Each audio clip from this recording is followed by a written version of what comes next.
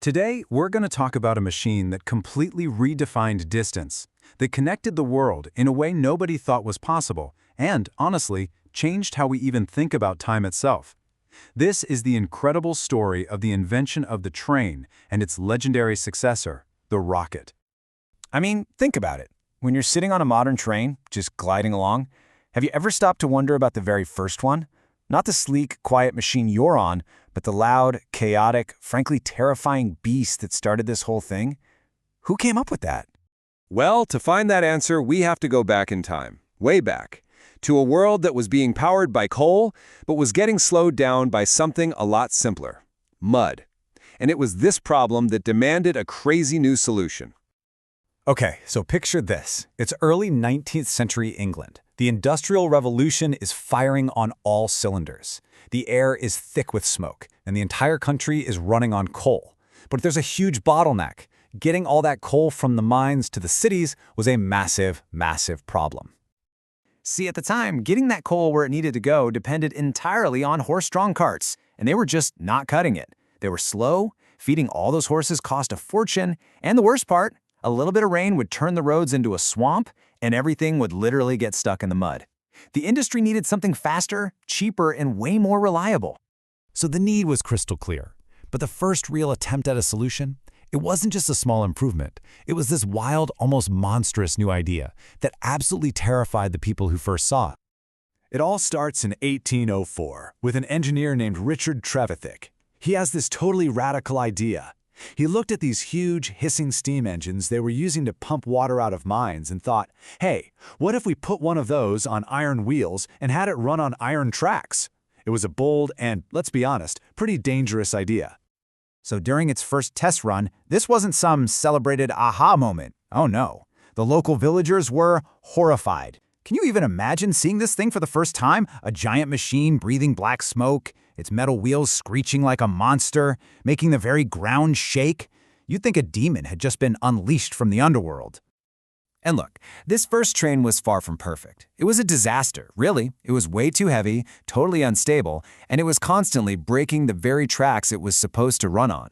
But it did one thing that changed history forever. It moved under its own power. This was the proof of concept. This was the start of everything. So Trevithick had lit the spark, right? But it was going to take another engineer, a guy with incredible vision and a ton of grit, to fan that spark into a world-changing flame. This is where George Stephenson comes in. Now, Stephenson wasn't the guy who invented the train, but he was the guy who perfected it. He took Trevithick's raw, chaotic concept and just refined it with brilliant engineering. He figured out how to get steadier steam pressure for more power. He made the whole engine lighter and more balanced, and he developed stronger tracks that wouldn't just shatter under the weight. And you gotta understand, this wasn't happening in some clean, safe lab. Progress was being paid for with explosions, with constant soul-crushing failures, and with actual physical injuries. I mean, this was innovation literally forged in fire and steam, built on sheer stubborn perseverance. Okay, so all of that struggle, all of that relentless trial and error was about to pay off in one spectacular, history-making moment. We've now reached the breakthrough, the event that proved the age of the train had finally, truly arrived. Think about this. A full 25 years went by between Trevithick's terrifying first attempt and Stephenson's masterpiece. In 1829, he finally created the rocket. And just 1 year after that, the world was ready for its first major public railway line. And when the Liverpool to Manchester Railway opened in 1830, the scene was just pure joy.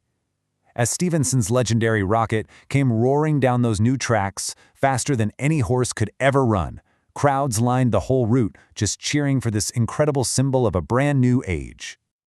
So what did this incredible breakthrough actually mean for the average person? Well, it all came down to a single number: 1.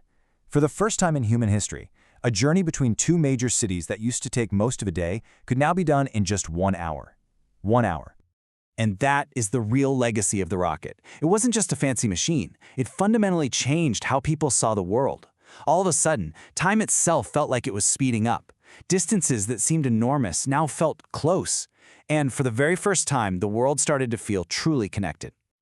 The story of the rocket is just such a powerful reminder of how one invention can totally reshape our reality, which, of course, brings us to a really interesting question. What's the next rocket? You know, the spirit of Stephenson's invention is still very much alive. You can draw a direct line from his clunky iron beast to the high-speed rail we have today, to maglev trains that literally float on magnets, and even to wild concepts like hypersonic transport that could shrink the globe even more. The first train conquered mud and the limits of muscle power. So what are the barriers our next great transportation innovation is going to break? What will be the invention that, once again, makes our world feel faster, smaller, and more connected than ever before? That really is the question for our time.